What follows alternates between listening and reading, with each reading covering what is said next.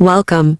I'm your host, Rue, and I'll be guiding you through the important clinical skill, auscultation of heart sounds. Auscultation is the process of listening to the sounds of the heart using a stethoscope. The heart has 4 valves that open and close with each heartbeat, producing distinct sounds. The first heart sound, S1, is caused by the closure of the mitral and tricuspid valves. The second heart sound, S2, is caused by the closure of the aortic and pulmonary valve. To distinguish between S1 and S2, first feel carotid pulse, the sound which comes before carotid pulses. S1 and which comes after carotid pulse is S2. By listening carefully, you can identify normal and abnormal heart sounds, such as murmurs. Murmurs can indicate valve problems or other cardiac conditions. Thanks for watching. Remember, auscultation is a skill that takes time and practice to develop. Keep practicing, and you'll become a pro in no time.